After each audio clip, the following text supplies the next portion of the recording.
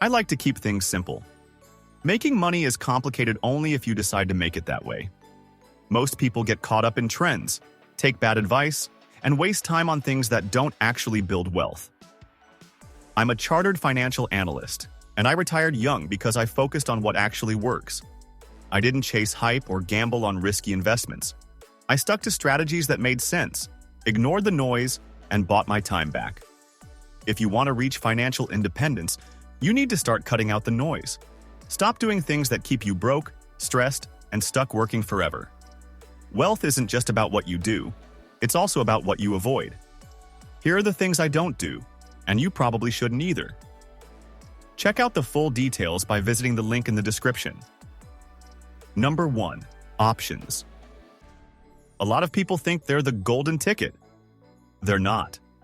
Options are an overly complicated way to invest or speculate. I like reading about complex investments, but I don't like putting my money into complicated things. I understand them too. I'm a CFA and I've held more securities licenses than most financial advisors. I don't trade them. The risks aren't worth the reward. People think they can outsmart the market, but most options traders are just making expensive bets they don't fully understand. Number 2. Crypto. I don't speculate. I'm not anti-crypto, but I'm anti-hype. Crypto is backed by hype and hope, not cash flow and assets. That's not investing. I've seen it all before, the next big thing that everyone swears is going to change the world. Maybe it will, maybe it won't. I don't care.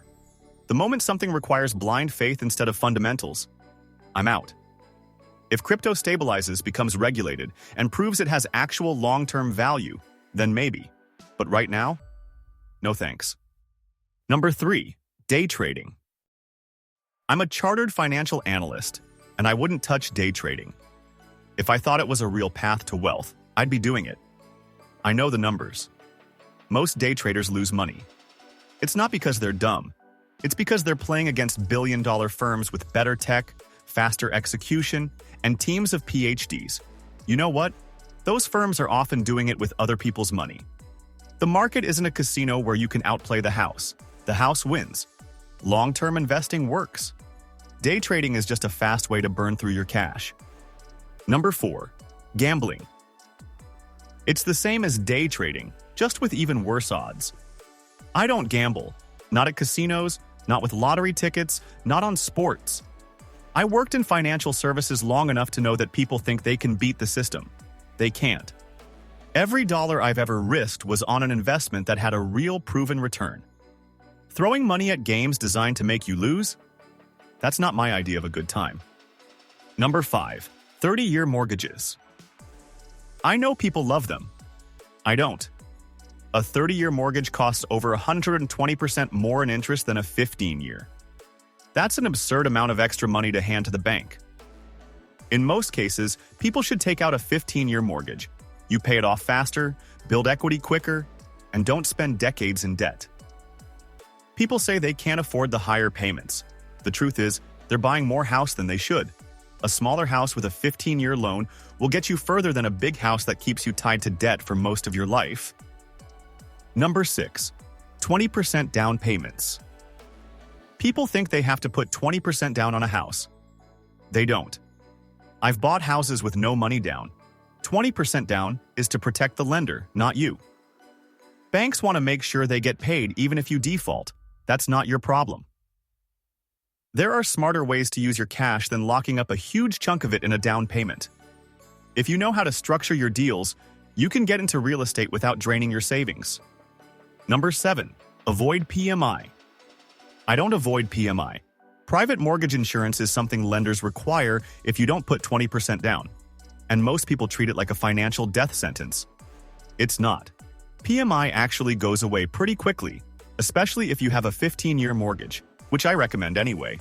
People worry about paying an extra couple hundred a month in PMI for a couple years, but don't think twice about signing up for a mortgage that will cost them hundreds of thousands in extra interest. That math doesn't make sense.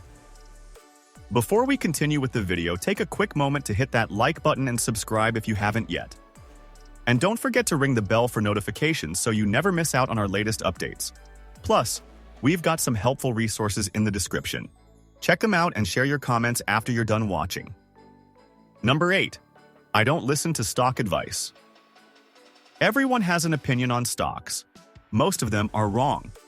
If you're getting your stock picks from social media, TV analysts, Twitter, or that one friend who knows a guy, you're probably making bad investments.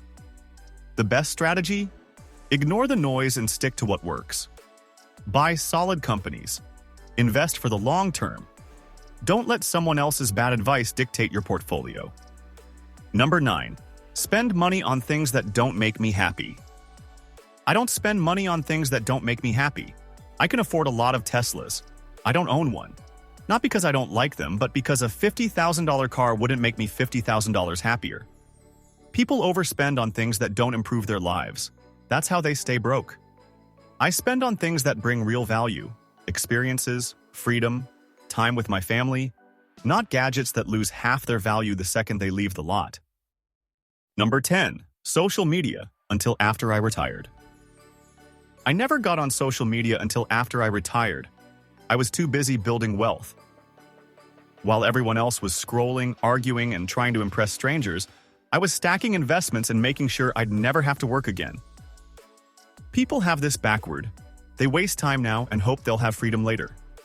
It should be the other way around. Focus on getting rich first, then worry about likes and followers. Number 11. Roth IRAs. There's a lot of bad advice out there that Roth IRAs are the best option for everyone. They aren't. The reality is, when you retire, you're often in a lower tax bracket. Why prepay taxes at a high rate when you can pay less later? Roth IRAs are overhyped. They're not some financial hack that makes you rich. Traditional retirement accounts make more sense for most people, but financial gurus don't talk about that because it's not a catchy headline. Number 12. DoorDash. Paying extra to have overpriced restaurant food delivered? No thanks. It's not just the delivery fee, it's the inflated menu prices, the tipping, and the lazy spending habit it creates. Cooking at home is cheaper, healthier, and doesn't come with a service fee. If grabbing takeout is necessary, driving a few minutes isn't the end of the world.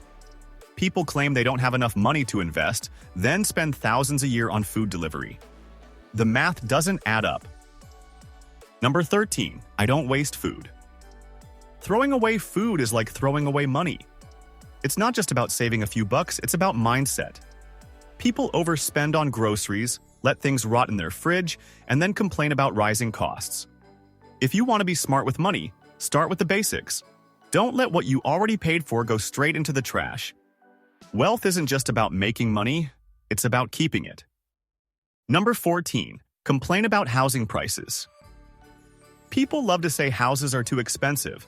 They said that when I was buying houses too. Interest rates were 7 to 9% when I was making $25,000 a year. If I had listened to everyone saying it was impossible, I wouldn't have bought it. And if I hadn't bought, I wouldn't have retired early. The truth is, people will always find reasons not to act. The ones who ignore the noise and make smart moves win in the long run. Stop doing what holds you back. Wealth isn't just about making the right moves. It's about cutting out the nonsense. People love overcomplicating money, chasing hype, and following bad advice. I've built my financial success on ignoring the noise and sticking to what actually works. Smart investing, disciplined spending, and avoiding financial traps make all the difference. Most people focus on trying to make more money when they should be focusing on keeping more of it. Cut out the mistakes, and you'll be way ahead. Thanks for watching. And if you found this video helpful, don't forget to like, subscribe, and share it with your friends. Also, don't forget the link in the description.